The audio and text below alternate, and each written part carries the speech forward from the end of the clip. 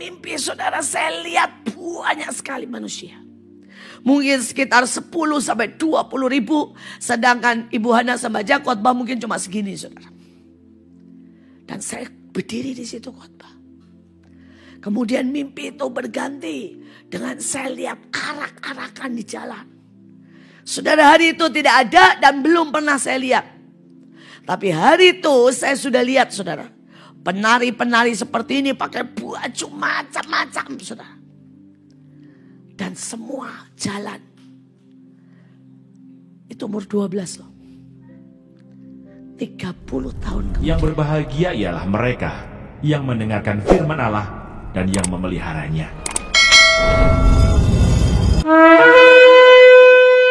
Saudara, Sukot adalah terima janji Tuhan, bukan hanya dengar. Saudara, hari itu bait Allah ditabiskan pada satu Sukot. Kabut turun. Saudara, dikatakan pada waktu itu Salomo menyuruh para tua-tua Israel, kepala suku, para pemimpin berkumpul di Yerusalem untuk mengangkut tabut perjanjian. Dan pada hari raya bulan ke-7 Sukot berkumpullah di hadapan raja. Saudara, dan Ulangan 16 ayat 13, hari raya Pondok Daun haruslah kau rayakan 7 hari lamanya. Apabila kau selesai mengumpulkan hasil tempat pengirikanmu, tempat pemerasanmu. Saudara, Tuhan mau bilang begini, nak, semua perjanjian. Hari itu Salomo gotong. Kenapa digotong? Karena bait Allah yang dijanjikan itu berdiri dan saudara, dan Sukot itu berkata, apapun janji dalam hidupmu, Tuhan mampu untuk membuat itu jadi kenyataan. Hari ini Sukot, saudara. Ingatkan Tuhan buat janji. Mungkin ada janji-janji yang kita sudah tidak lihat. Saudara, dan saya ini orang yang melihat janji Tuhan. Saudara, umur 12 tahun. Hari itu ada Ibu Hana Sembaja, kalau saudara masih ingat, dari Jawa, dari Semarang, khotbah, saudara. Wah, dia khotbah semangat sekali, ayat demi ayat. Saya duduk di belakang. Saya masih 12 tahun. Dan saya cuma ngomong begini, Tuhan, saya suka banget kalau saya bisa berdiri di depan dan saya bisa khotbah seperti itu. Saudara, dan hari itu Ibu Hana Sembaja lihat saya. Dan dia bilang, ya dia memang tahu itu saya anaknya Pak Yusak. Sekali waktu, kamu akan lebih dari saya. Saudara, dia ngomong begitu. Saudara, dan malamnya saya mimpi, saudara. Malamnya saya mimpi, saudara, saya lihat banyak sekali manusia. Mungkin sekitar 10 sampai 20 ribu. Sedangkan Ibu Hana sembaja khotbah mungkin cuma segini, saudara. Dan saya berdiri di situ khotbah. Kemudian mimpi itu berganti dengan saya lihat arak-arakan di jalan. Saudara, hari itu tidak ada dan belum pernah saya lihat. Tapi hari itu saya sudah lihat, saudara. Penari-penari seperti ini pakai baju macam-macam, saudara.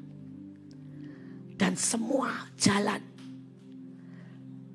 Itu umur 12 loh. 30 tahun kemudian. Mimpi itu menjadi kenyataan. Saudara, saya khotbah di depan 10 ribu, 20 ribu, 100 ribu.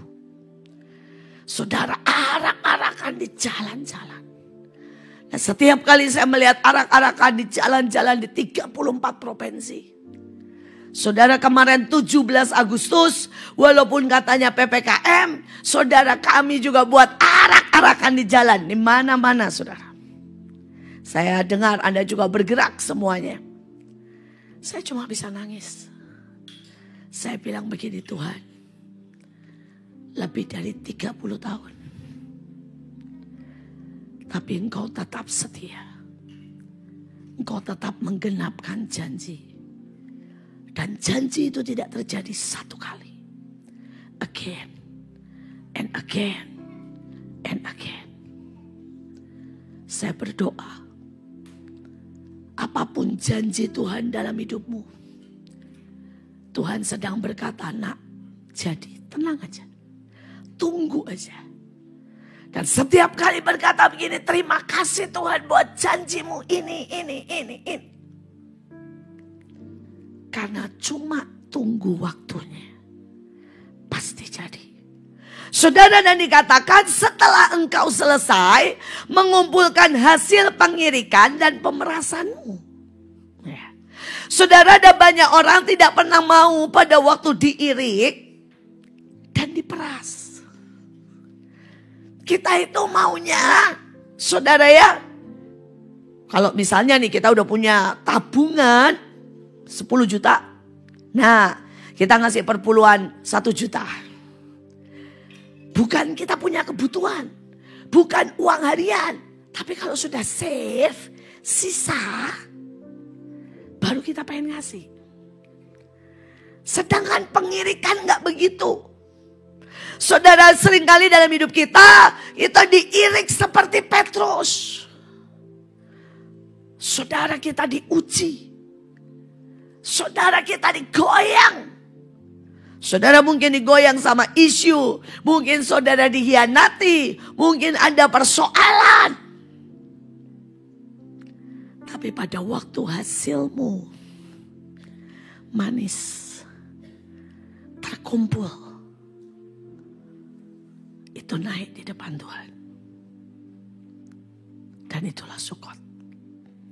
Tuhan bilang, aku akan limpahkan 1000 kali ganda. Mungkin hari ini saudara diperas. Rasanya gini ya, wah buat dan udah capek. Tuhan masih suruh bangun pagi hari. Saudara rasanya, saudara ya, saya sedang letih, diomongin orang lagi, diperas. Tapi bagaimana reaksimu? Apakah saudara bisa tetap berkata, I love you? Kalau saudara penyuka wine seperti saya, maka saudara akan tahu yang namanya ice wine, saudara. Saudara, ice wine paling banyak dari Kanada, walaupun ada dari tempat-tempat lain. Itu paling manis dari semua wine yang ada. Saudara, kalau nggak terlalu suka manis, saya ini sebenarnya nggak terlalu suka manis, saudara. Jadi kalau minum ice wine itu terasa minum gula, saudara. Saking manisnya. Tapi saudara tahu apa yang terjadi? Saudara, itulah kenapa disebut ice wine. Karena dia adalah anggur satu-satunya yang dibiarkan dan dipaksa bertumbuh di musim dingin. Saudara, dia dibiarkan sampai -20. Di saat semua anggur yang lain sudah mengeluarkan buah, musim dingin dibiarin istirahat. Jadi kalau anggur yang lain, saudara, musim dingin itu mereka digundul, ditutupin. Saudara, kayak apa ya? Kayak ada tutup begitulah, saudara.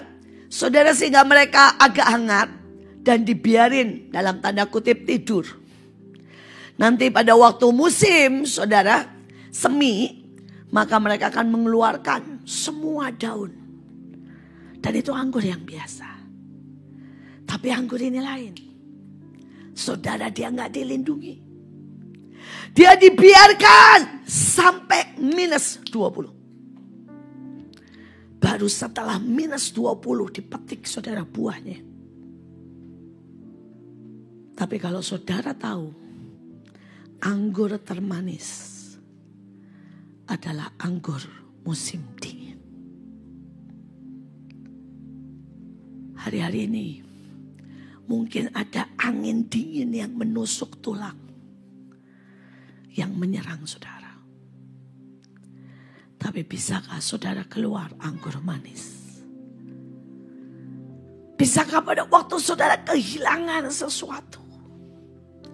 Pada waktu saudara tidak punya banyak, dan sepertinya harus diperas sekali lagi, bisakah saudara keluar anggur yang termanis?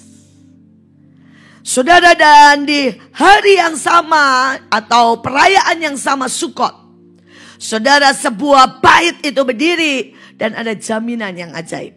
Hagai 2 ayat 9 dari The Message. Saudara, bahasa Inggrisnya lebih mantap. Jadi saya tulis bahasa Inggrisnya. Dia bilang begini, a glorious beginning, but an even more glorious finish. Saudara, Tuhan berjanji dalam hidupmu akan ada glorious apa? Beginning. Saudara, setelah Sukot, saudara akan memulai sesuatu yang baru. Dan Tuhan bilang, nah aku akan beri glorious beginning. Tapi Tuhan bilang even more. Janjinya kita nggak cuma glorious beginning. Kita akan punya glorious apa saudara? Finish. Ada banyak orang saudara pada waktu permulaan misalnya bikin persekutuan. Wah semangat. Pembukaannya pakai tari-tarian. Tapi di tengah jalan hadirat Tuhan hilang. Semua hilang. Semua cuma rutinitas. Saudara, dan kemudian pelan-pelan habis. Saya sangat sedih karena di pandemik ini saya keliling, kurang lebih 50% dari gereja tutup. 50%. Tutupnya bukan tutup terus streaming ya. Itu lumayan lah. Ini tutup forever, habis. Saya ketemu dengan seorang bapak gembala. Dia bilang, pertamanya kami masih coba bikin streaming dari suara bapak gembala. Tapi kan mereka gak punya alat-alat, jadi streaming apa adanya pakai HP. Dia bilang, kenyataannya gak ada yang nonton. Kalau sama-sama nonton, lebih baik nonton yang pendeta-pendeta hebat kan? Daripada nonton pendeta gembalanya, saudara. Dia bilang, cuma bertahan 1 bulan. Habis itu yang nonton cuma 1-2 orang. Jadi saya habisin. Gak ada lagi. Dan dia berkata lagi yang lain, saudara. Bu, kami tuh setiap kali hasil kolekte dipakai buat nyewa minggu depan. Dan sekarang gak ada yang datang. Gak ada kolekte. Jadi kami gak bisa nyewa tempat lagi. Habis. 50%. Ada banyak orang bisa memulai. Tapi sedikit yang bisa mengakhiri. Dengan glorious. Tapi hari ini di Sukot saudara bisa minta sebuah perjanjian. Dan saudara bisa berkata, Tuhan, aku mau memulai dengan glorious. Setiap langkahku glorious. Setiap langkah ada pernyataan Tuhan. Setiap langkah ada pemeliharaan Tuhan. Dan glorious finish. Yang ajaib lagi dikatakan di situ, saudara dan aku mau bagikan wholeness dan holiness. Wholeness itu keutuhan dan kekudusan, saudara. Ada banyak orang yang jiwanya gak pernah utuh. Di sini itu sakit, marah, iri, berzina. Dan sesakit apapun saudara. Tuhan bilang, aku mau jadikan kamu utuh. Beberapa orang terus tertolak. Saudara, kalau orang tertolak atau pahit ya, saudara apain juga tetap pahit. Ya, kalau orang tertolak, saudara puji, bilang begini, bajunya bagus. Nanti kan dia bilang gini, nyindir. Saudara nanti saudara gak puji, ngomong begini, tuh kan saya gak diperhatiin. Saudara, kalau saudara itu tertolak, ya, saudara dikasih makanan, dibilang gini, jangan-jangan makanan basi. Kenapa tertolak? Tapi kalau saudara ini utuh, saudara akan menikmati apapun. Saya masih ingat saudara, hari itu saya mau ada perayaan lah. Belum zamannya pandemik. Saudara, saya diundang kondangan. Kemudian ada teman saya telepon. Bilang begini, In, gua tuh punya baju-baju merit atau bukan merit, kondangan. Yang harganya tuh 20 juta, 30 juta karena memang teman saya ini kaya. Dia bilang, kamu kesini aja. Ngapain bikin baju? Dan saya ini, suami saya ini kalau saya sudah pakai baju itu satu kali, dia bilang jangan pakai lagi, nanti diomongin orang. Katanya.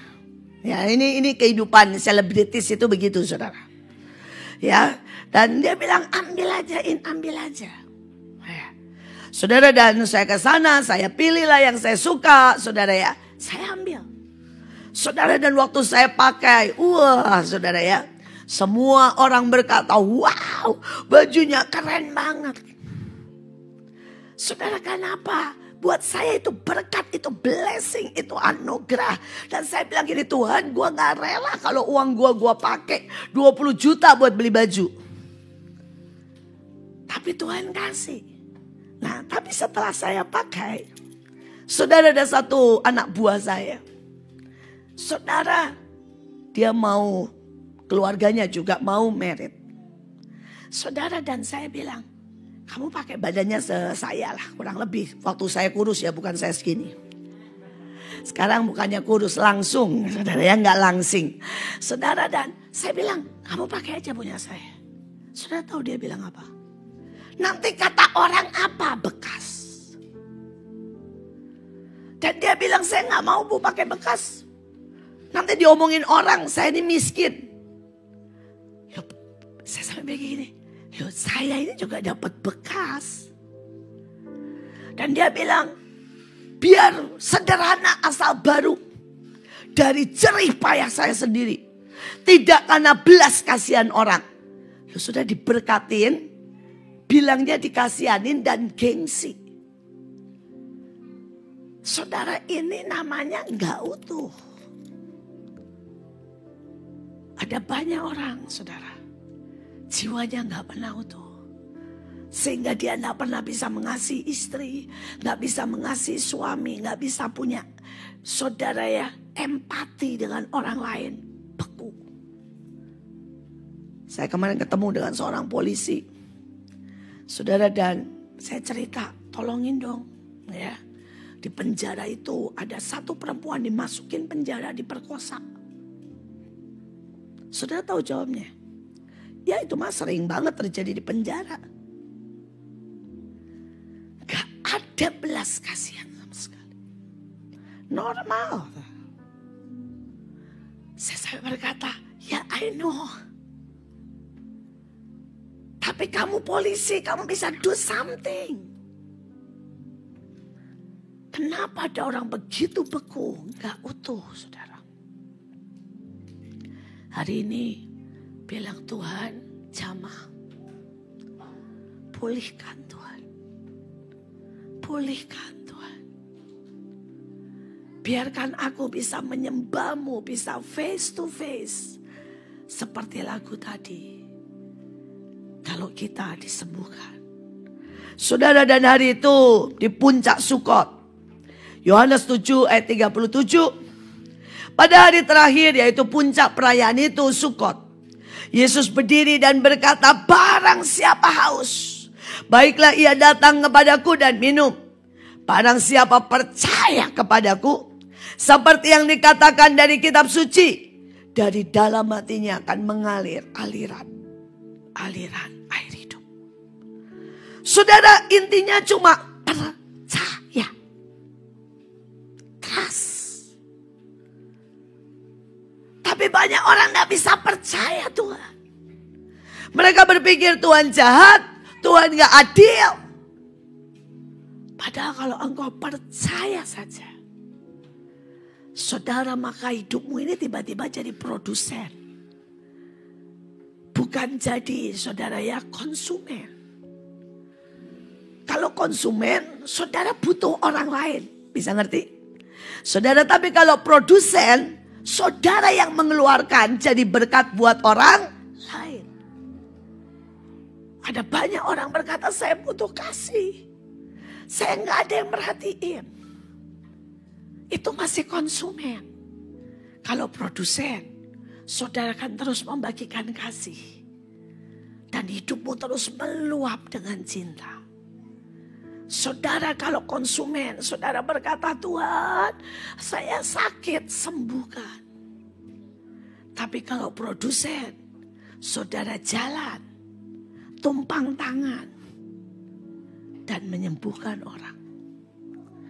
Saudara, di masa pandemik, kelihatan siapa yang produsen, siapa yang konsumen. Saudara, mereka yang produsen, saudara. Kalau saudara lihat itu saya sampai wow. Saudara, saya memberi contoh. Selama pandemik saya doain orang COVID itu udah ratusan, saudara. Dan saya nggak doain lewat telepon.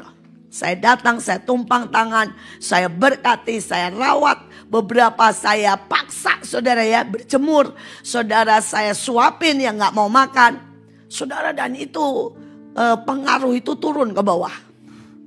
Tapi mereka melakukan lebih dahsyat dari saya. Saudara, ada satu anak baru umur 17 tahun. Saudara, dia ada di Blora. Saudara, dan pada waktu dia sampai ke sana, itu satu kota, saudara. Semua sedang zona hitam. Dan tidak ada yang berani keluar. Tidak ada yang berani ngerawat. Saudara, dan dia berkata, saya diajar di Manaim bagaimana merawat mereka yang kena COVID dan biarkan saya merawat. Akhirnya mereka berkata, oke, silakan. Ya, terus kemudian singkat cerita dia mulai merawat, dari masakin, nyuapin. Saudara kasih obat, saudara berjemur, ngukur saturasi. Saudara, dan saudara tahu, dalam 2 bulan dia merawat 1.000 orang. Saudara. Dan 1.000 orang semuanya sembuh.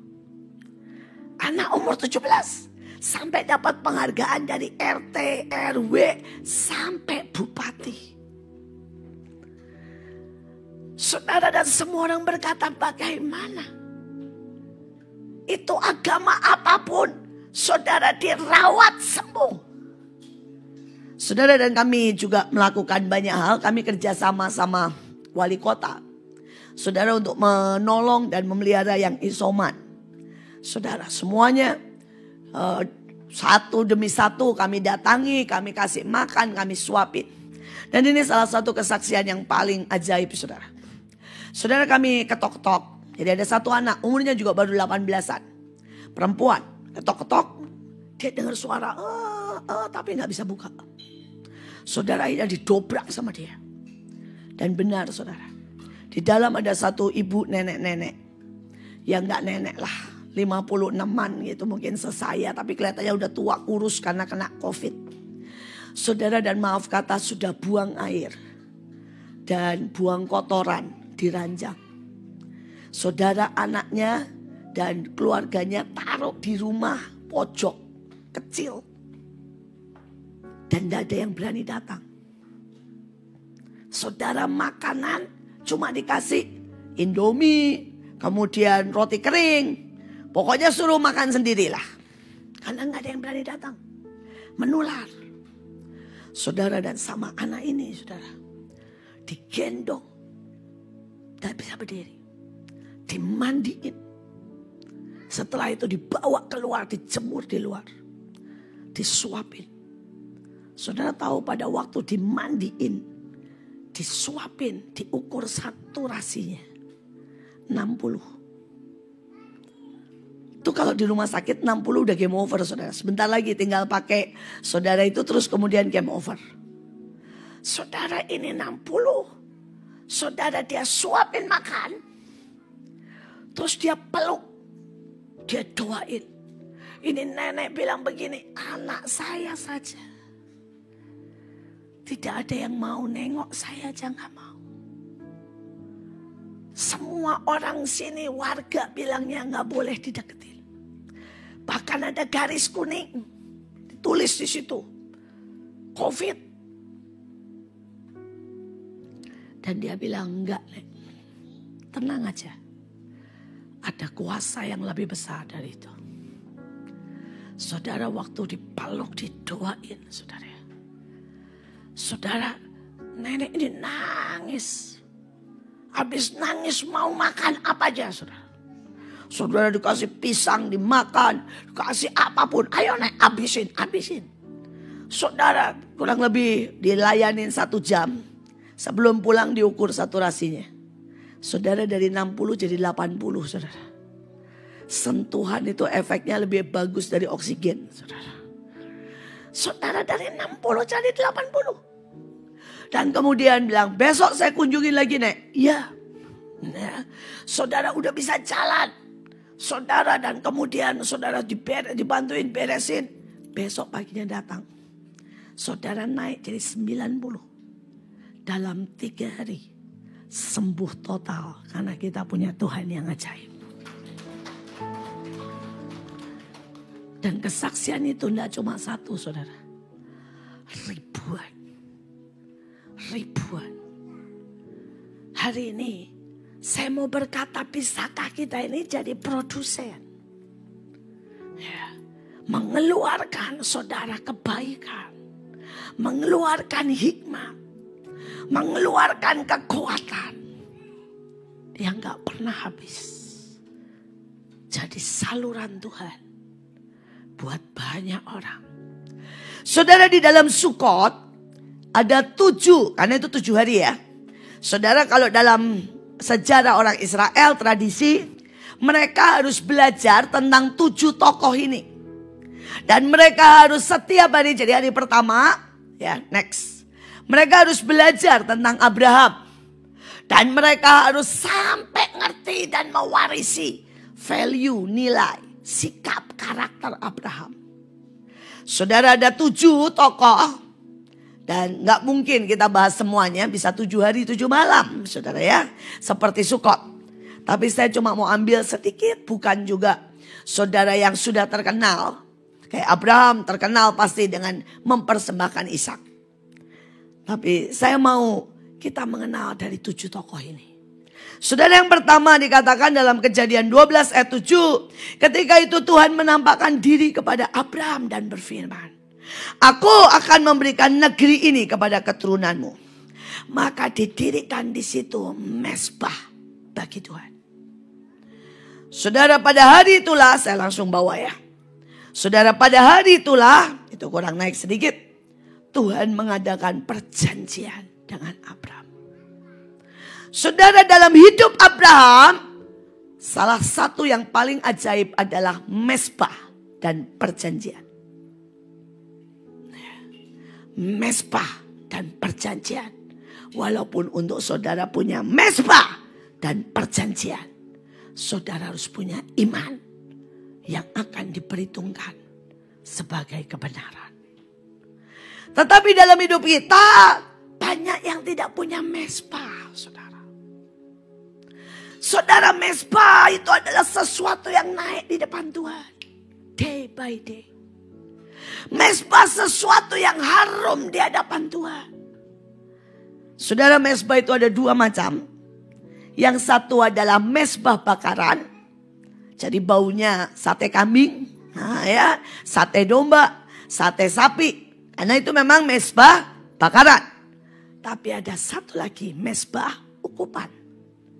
Yang baunya adalah mur, kemenyan. Saudara, semua wangi-wangian. Dan Tuhan mau berkata, nak, kalau engkau mau mengikuti jejak Abraham, biar hidupmu itu ada mezbah.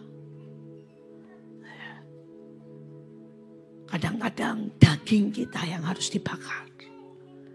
Dan itu korban bakaran. Saudara, saya baru pulang dari Pulau Lembe. Saudara, itu satu pulau. Saudara dari Manado, saudara harus nyebrang naik kapal. Saudara dan saya diminta untuk KKR di tempat itu. Dan di tempat itu tidak pernah saudara ada KKR. Karena di tempat itu semua gereja tradisional dan Katolik. Jadi mereka gak pernah tahu KKR. Tapi bagus karena COVID, mereka sudah 2 tahun gak ada kebaktian. Jadi mereka bilang, mari kita bikin doa. Festival doa di situ. Tapi saya melihat yang namanya korban, saudara. dari korban bakaran anak-anak Tuhan yang mengadakan acara. Saudara, itu tanahnya semua saudara ya lumpur karena hujan. Saudara, dan itu dari yang namanya bos sampai anak kecil. Ya mungkin anak kecil yang usianya 10 tahun itu bawa pasir. Nguruk itu lumpur saudara. Supaya kita bisa KKR. Ini korban bakaran daging.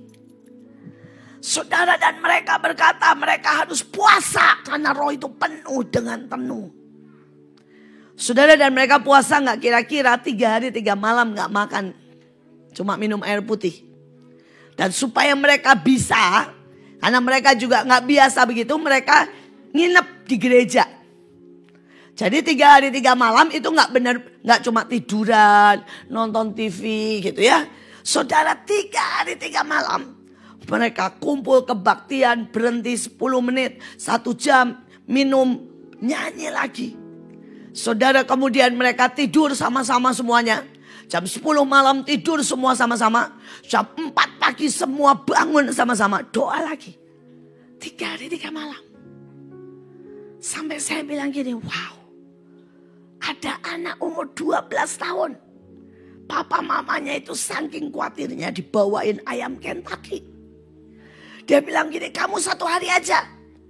Kami 3 hari 3 malam, kamu 1 hari aja makan. Saudara, anaknya bilang apa? Enggak. Siapa bilang saya enggak bisa 3 hari 3 malam? Dan bisa saudara. 3 hari 3 malam enggak makan saudara. Apapun cuma air. Dan pada waktu saya sampai ke pulau itu ya. Saudara. Saya nggak bisa pungkiri. Saya lihat itu yang namanya malaikat banyak banget. Hadirat Tuhan itu kencang banget. Saudara, dan saya khotbah tapi saya tahu saya bukan orang yang membayar harganya. Saya bukan orang saudara yang layak untuk menerima. Karena kemuliaan itu harusnya punya mereka yang bayar. Saudara, dari itu seluruh pulau yang bisa dengar suara pujian keluar dari rumah. Nari doa pelepasan di rumah-rumah. Sampai jam 9 malam. Saudara, dari jam 4 sore. Saya melihat bagaimana Tuhan mengerjakan yang ajaib. Sekali lagi bukan saya, never. Tapi karena ada mesbah yang dinaikkan. Begitu ada mesbah, ada perjanjian. Saya berdoa di tengah Sukot ini, mari naikkan mesbah. Setiap saudara tanya Tuhan, mesbah itu bisa doa pagi. Mesbah itu bisa bagi makanan ke orang miskin. Tapi coba bilang, Tuhan, aku sangat ingin menaikkan mesbah. Saudara, kita belajar yang kedua adalah Ishak. Saudara, Ishak, Kejadian 26 ayat 12 dan 14. Maka menaburlah Ishak di tanah itu. Dan dalam tahun itu juga ia mendapat hasil 100 kali lipat. Sebab ia diberkati Tuhan. Dan orang itu menjadi besar dan kaya. Bahkan kian lama kian kaya. Makin lama makin bertambah besarnya. Saudara, ada banyak orang saudara. Dia tidak punya skill untuk menabur. Ya. Saudara bayangkan ya. Kalau ini tanahnya. Ya, ini tanahnya nih ubin begini. Saudara taburin bisa tumbuh enggak? Enggak. Saudara, banyak orang menabur di tempat yang keras. Gak ada hasilnya. Saudara, kalau misalnya nih duren. Saudara mau namain duren.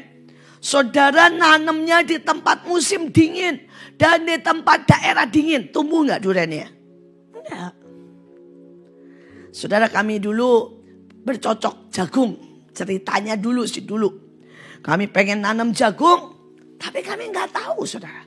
Itu tanahnya kering. Kami sudah coba lah saudara ya. Kemudian cuma dikasih air. Kemudian kami tanam.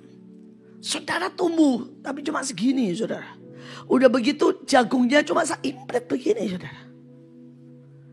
Karena kami ini gak hebat menabur dulu. Tapi hari ini kami sudah punya pengalaman saudara. Bahwa jagung itu banyak saudara. Gak usah semuanya dikasih air. Justru makin gak bagus. Tapi kalau sudah bikin pipa, setiap kali di titik-titik tertentu itu dibolongin. Saudara udah gak buang air. Itu dikasih nutrisi. Wah saudara, jagung itu bisa setinggi ini. Dan ini segede-gede gini. Manisnya setengah mati. Saudara, saya tiba-tiba, ya hari-hari ini kami jadi penggemar jagung. Karena jagungnya enak tenan. Saudara, sudah direbus itu ya, istilah saya nih, kriuk-kriuk saudara. Dimakan itu masih cetis-cetis, enak tenan saudara ya. Saudara, dan kami semua, saya berkata begini, wow. Ya. Tapi banyak hal yang kami lewati. Dan dulu kami tidak tahu bagaimana menabur. Banyak anak Tuhan tidak tahu menabur, saudara. Mereka menabur di tempat yang salah. Mereka menabur, saudara. Ya. Bukan dengan ketepatan. Tapi yang mereka mau. Hari ini, mari kita belajar menabur dengan benar. Maka Alkitab berkata akan menjadi 100 kali lipat. Bahkan kian lama, kian kaya. Ya. Saya melihat apapun kalau kita menabur dalam ketepatan. Salah satunya saudara. Kalau saudara ini punya bakat. Ya, atau punya hobi atau punya skill tertentu menabur. Saya punya seorang teman. Dia memang jago main keyboard saudara. Saudara, dan selama ini saudara dia buka les-lesan sama anak-anak orang kaya. Loh, itu menabur loh saudara. Menabur bakat. Ngajarin. Tapi gak tahu kenapa hidupnya mepet terus saudara. Padahal dari hasil ngelesin itu lumayan. Akhirnya dia sadar bahwa dia salah menabur. Saudara, dan dia pergi ke panti asuhan. Dan dia bilang begini, siapa aja yang mau belajar keyboard, saya ajarin.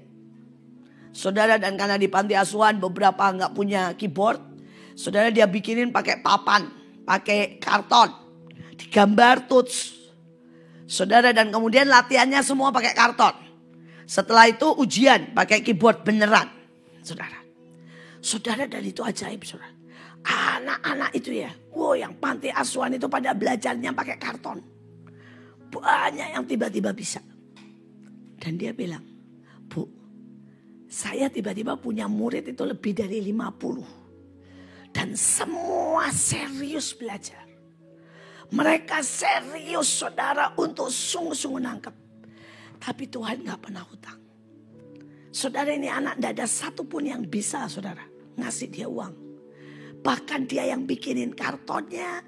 Dia yang teteng keyboardnya dia. Saudara, dia ngajarin dan keyboardnya dia seringkali harus ditinggal. Di panti asuhan itu. Dia yang cariin keyboard gratis. Keyboard bekas. Saudara, dia semua yang usahakan.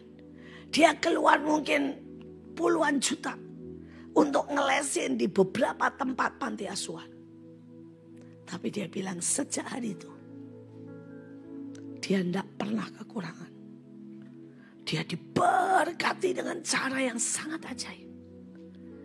Dia berkata, saya menabur akhirnya dalam ketepatan. Saya berdoa setiap kita belajar menabur dalam ketepatan. Saudara, dan di bawah dikatakan, kemudian Ishak menggali kembali sumur-sumur yang digali oleh ayahnya. Saudara, ada banyak dari kita tidak pernah menggali. Saudara, Pak Yusak punya banyak anak rohani dan jasmani. Tapi berapa yang menggali benar-benar sumur Pak Yusak? Pak Daniel punya ribuan anak-anak. Berapa yang menggali sungguh value-nya. Saya adalah salah seorang yang menggali sumur Payusak. Dan saya mau berkata sampai hari ini, hidup saya itu kayak dipagari dengan cinta, kasih, kebenaran, kebaikan, kesetiaan Tuhan. Hanya karena saya menggali sumur-sumur beliau. Salah satu sumurnya, salah satu value-nya adalah selalu tanya Tuhan. Saudara itu aja ya udah manjur, mantap. Selalu nanya Tuhan. Pak Yusuf kan kalau ngomong gini, sampai mau buat dosa tanya Tuhan. Ya. Sampai kamu mau cari pacar tanya Tuhan. Mau sekolah di mana tanya Tuhan. Dan sampai hari ini saya berkata, Tuhan, ini loh hasil tanya Tuhan. Saya dapat jodoh yang asik. Saudara, kami sudah menikah 37 tahun. Dan kami semakin romantis day by day. Saudara ya punya 2 anak yang ajaib. Saudara, kalau saudara tanya, karena apa? Tanya Tuhan. Saudara Joshua selalu ngobrol sama banyak orang. Dia bilang hari itu, ya, kebaktian loh saudara. Tiba-tiba ada seorang hamba Tuhan nunjuk dia. Dan bilang begini, kamu sudah waktunya nikah. Waktu itu dia masih berumur 23 tahun. Saudara, dan tidak ada terpintas sama sekali nikah. Saudara, tapi ditunjuk langsung bilang waktunya kamu nikah. Habis itu masuk ke ruang doa. Nabi lain, bukan saya, nabi lain. Bilang begini, 999. 9 September ya 2009. Itu yang Tuhan mau. Saudara, dan dia bilang itu tinggal 1 tahun.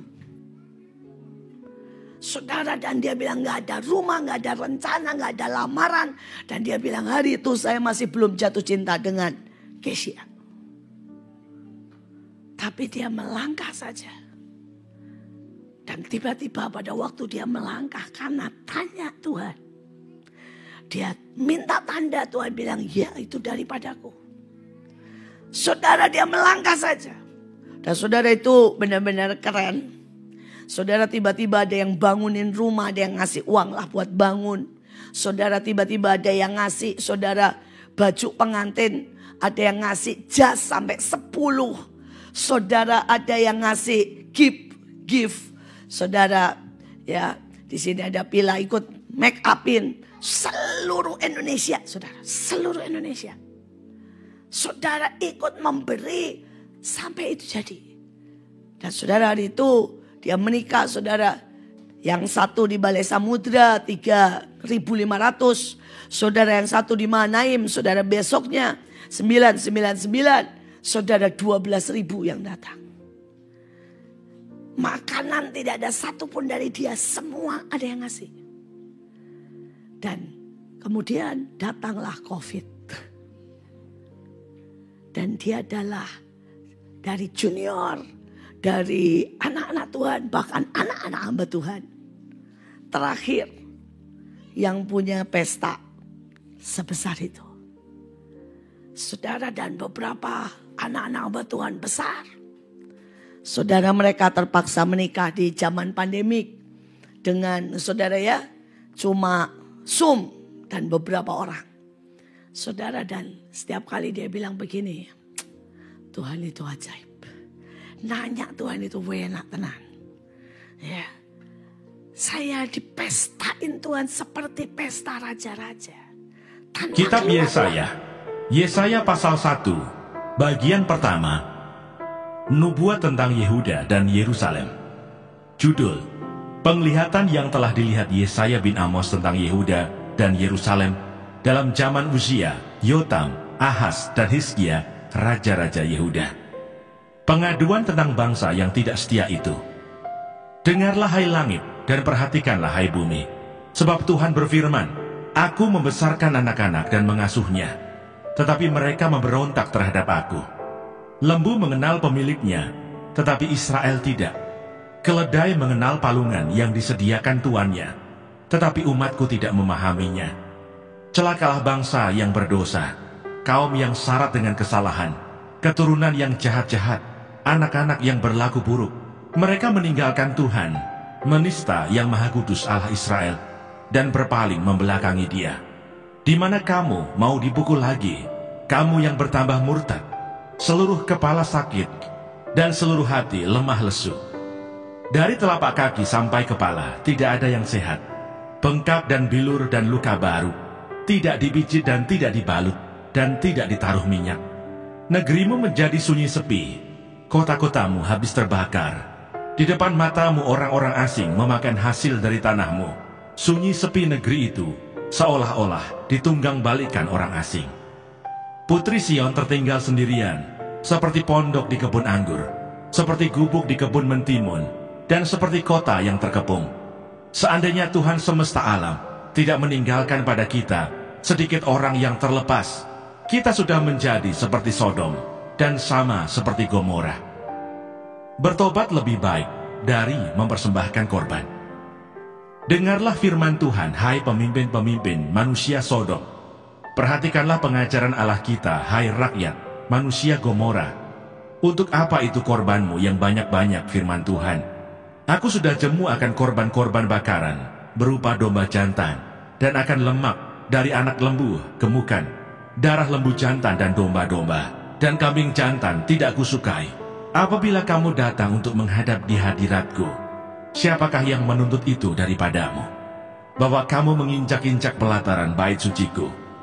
Jangan lagi membawa persembahanmu yang tidak sungguh, sebab baunya adalah kejijikan bagiku. Kalau kamu merayakan bulan baru dan Sabat, atau mengadakan pertemuan-pertemuan, aku tidak tahan melihatnya, karena perayaanmu itu penuh kejahatan. Perayaan-perayaan bulan barumu dan pertemuan-pertemuanmu yang tetap, aku benci melihatnya. Semuanya itu menjadi beban bagiku. Aku telah payah menanggungnya. Apabila kamu menadahkan tanganmu untuk berdoa, aku akan memalingkan mukaku. Bahkan sekalipun kamu berkali-kali berdoa, aku tidak akan mendengarkannya. Sebab tanganmu penuh dengan darah. Basuhlah, bersihkanlah dirimu. Jauhkanlah perbuatan-perbuatanmu yang jahat dari depan mataku. Berhentilah berbuat jahat. Belajarlah berbuat baik. Usahakanlah keadilan. Kendalikanlah orang kejam. Belalah hak anak-anak yatim. Perjuangkanlah perkara janda-janda. Marilah, baiklah kita berperkara, firman Tuhan. Sekalipun dosamu merah seperti kirmisi, akan menjadi putih seperti salju. Sekalipun berwarna merah seperti kain kesumba, akan menjadi putih seperti bulu domba. Jika kamu menurut dan mau mendengar, maka kamu akan memakan hasil baik dari negeri itu. Tetapi jika kamu melawan dan memberontak, maka kamu akan dimakan oleh pedang. Sungguh Tuhan yang mengucapkannya. Hukuman atas Yerusalem. Bagaimana ini, kota yang dahulu setia, sekarang sudah menjadi sundal. Tadinya penuh keadilan, dan di situ selalu diam kebenaran, tetapi sekarang penuh pembunuh. Perakmu tidak murni lagi, dan arakmu bercampur air. Para pemimpinmu adalah pemberontak, dan bersekongkol dengan pencuri. Semuanya sudah menerima suap, dan mengejar sogok. Mereka tidak membela hak anak-anak yatim, dan perkara janda-janda tidak sampai kepada mereka. Sebab itu demikianlah firman Tuhan, Tuhan semesta alam, yang maha kuat pelindung Israel. Aku akan melampiaskan dendamku kepada para lawanku, dan melakukan pembalasan kepada para musuhku. Aku akan bertindak terhadap engkau. Aku akan memurnikan perakmu dengan garam soda, dan akan menyingkirkan segala timah daripadanya. Aku akan mengembalikan para hakimmu seperti dahulu, dan para penasihatmu seperti semula. Sesudah itu engkau akan disebutkan kota keadilan, kota yang setia. Sion akan kubebaskan dengan penghakiman yang adil, dan orang-orangnya yang bertobat akan kubebaskan dengan tindakan yang benar.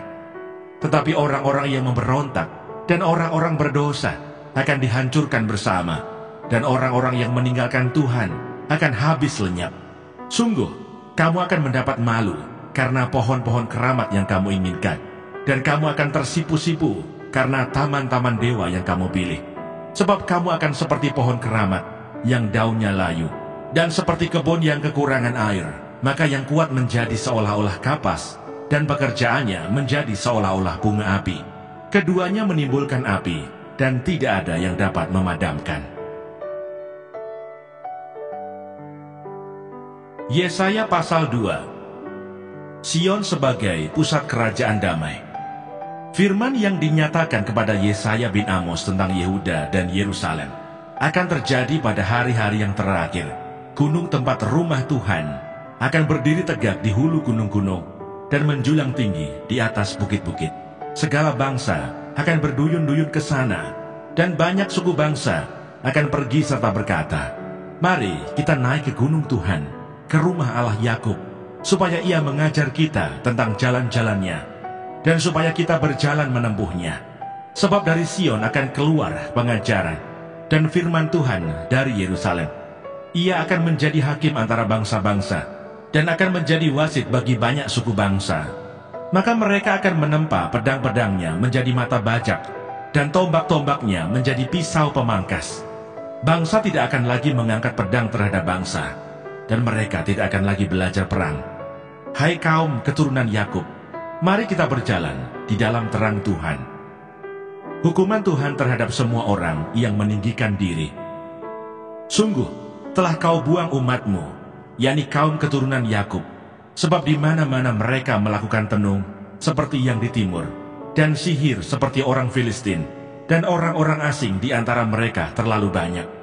Negerinya penuh emas dan perak, dan tak terbatas harta bendanya. Negerinya penuh kuda, dan tak terbatas jumlah keretanya.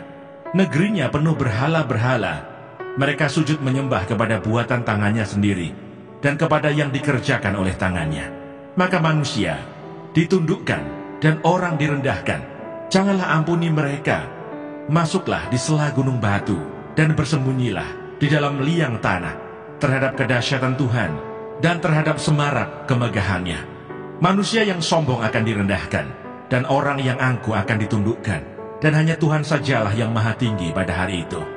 Sebab Tuhan semesta alam menetapkan suatu hari untuk menghukum semua yang congkak dan angkuh, serta menghukum semua yang meninggikan diri supaya direndahkan, untuk menghukum semua pohon aras di Libanon yang tumbuh meninggi dan tetap menjulang, dan menghukum semua pohon tarbantin di Basan, untuk menghukum semua gunung yang tinggi-tinggi dan semua bukit yang menjulang ke atas, untuk menghukum semua menara yang tinggi-tinggi dan semua tembok yang berkubu, untuk menghukum semua kapal Tarsis dan semua kapal yang paling indah. Manusia yang sombong akan ditundukkan, dan orang yang angkuh akan direndahkan. Hanya Tuhan sajalah yang maha tinggi pada hari itu. Sedang berhala-berhala akan hilang sama sekali. Maka orang akan masuk ke dalam gua-gua di gunung batu, dan ke dalam liang-liang di tanah, terhadap kedahsyatan Tuhan, dan terhadap semarak kemegahannya. Pada waktu Ia bangkit menakut-nakuti bumi. Pada hari itu berhala-berhala perak dan berhala-berhala emas, yang dibuat manusia untuk sujud menyembah kepadanya, akan dilemparkannya kepada tikus dan kelelawar. Dan ia akan masuk ke dalam lekuk-lekuk di gunung batu, dan ke dalam celah-celah di bukit batu. Terhadap kedahsyatan Tuhan, dan terhadap semarak kemegahannya, pada waktu Ia bangkit menakut-nakuti bumi. Jangan berharap pada manusia, sebab ia tidak lebih daripada embusan nafas, dan sebagai apakah ia dapat dianggap. Yesaya pasal 3. Hukuman Tuhan terhadap orang-orang yang menyesatkan bangsa itu. Maka sesungguhnya Tuhan semesta alam, akan menjauhkan dari Yerusalem dan dari Yehuda setiap orang yang mereka andalkan, segala persediaan makanan dan minuman, pahlawan dan orang perang, hakim dan nabi, petenung dan tua-tua, perwira dan orang-orang yang terpandang, penasehat dan ahli sihir, dan orang yang paham mantra. Aku akan mengangkat pemuda-pemuda menjadi pemimpin mereka, dan anak-anak akan memerintah atas mereka. Maka bangsa itu akan desak-mendesak, seorang kepada seorang, yang satu kepada yang lain. Orang muda akan membentak-bentak terhadap orang tua, orang hina terhadap orang mulia. Sehingga apabila seorang memegang saudaranya di rumah ayahnya dan berkata, "Engkau masih mempunyai jubah, jadilah pemimpin kami, dan reruntuhan ini di bawah kuasamu." Maka pada waktu itu saudaranya akan menjawab, "Aku tidak mau menjadi tabib. Di rumahku tidak ada roti dan tidak ada jubah." janganlah angkat aku menjadi pemimpin bangsa. Sungguh, Yerusalem telah runtuh dan Yehuda telah rubuh. Sebab perkataan mereka dan perbuatan mereka melawan Tuhan, dan mereka menantang kemuliaan hadirat-Nya. Air muka mereka menyatakan kejahatan mereka, dan seperti orang Sodom, mereka dengan terang-terangan menyebut-nyebut dosanya, tidak lagi disembunyikannya. Celakalah orang-orang itu, sebab mereka mendatangkan malapetaka kepada dirinya sendiri. Katakanlah berbahagia orang benar, sebab mereka akan memakan hasil pekerjaannya. Celakalah orang fasik, malapetaka akan menimpanya, sebab mereka akan diperlakukan menurut perbuatannya sendiri. Adapun umatku, penguasa mereka ialah anak-anak, dan perempuan-perempuan memerintah atasnya. Hai umatku, pemimpin-pemimpinmu adalah penyesat, dan jalan yang kamu tempuh mereka kacaukan. Tuhan mengambil tempat untuk menuntut, dan berdiri untuk mengadili bangsa-bangsa. Tuhan bertindak sebagai hakim atas tua-tua dan pemimpin-pemimpin umatnya. Kamulah yang memusnahkan kebun anggur itu. Barang rampasan dari orang yang tertindas tertumpuk di dalam rumahmu. Mengapa kamu menyiksa umatku dan menganiaya orang-orang yang tertindas? Demikianlah firman Tuhan Allah semesta alam. Hukuman Tuhan terhadap wanita-wanita Sion yang sombong. Tuhan berfirman, oleh karena wanita Sion telah menjadi sombong, dan telah berjalan dengan jenjang leher, dan dengan main mata, berjalan dengan dibuat-buat langkahnya, dan gemerincing dengan giring-giring kakinya. Maka Tuhan akan membuat batu kepala wanita Sion penuh kudis, dan Tuhan akan mencukur rambut sebelah dahi mereka. Pada waktu itu Tuhan akan menjauhkan segala perhiasan mereka, gelang-gelang kaki, jamang-jamang, dan bulan-bulanan, perhiasan-perhiasan telinga, pontoh-pontoh, dan kerudung-kerudung, perhiasan-perhiasan kepala, gelang-gelang rantai kaki, tali-tali pinggang, tempat-tempat wewangian dan jimat-jimat, cincin meterai dan anting-anting hidung, pakaian-pakaian pesta, jubah-jubah, selendang-selendang dan pundi-pundi, cermin-cermin, baju-baju dalam diri kain lenan, ikat-ikat kepala dan baju-baju luar. Maka sebagai ganti rempah-rempah harum, akan ada bau busuk, sebagai ganti ikat pinggang seutas tali, sebagai ganti selampit rambut kepala yang gundul, sebagai ganti pakaian hari raya, sehelai kain kabung, dan tanda selar sebagai ganti kemolekan. Orang-orangmu akan tewas oleh pedang, dan pahlawan-pahlawanmu oleh perang. Pintu-pintu gerbang Sion akan mengaduh dan berkabung, dan kota itu akan seperti perempuan bulus yang duduk. Yang berbahagia ialah mereka yang mendengarkan firman Allah dan yang memeliharanya.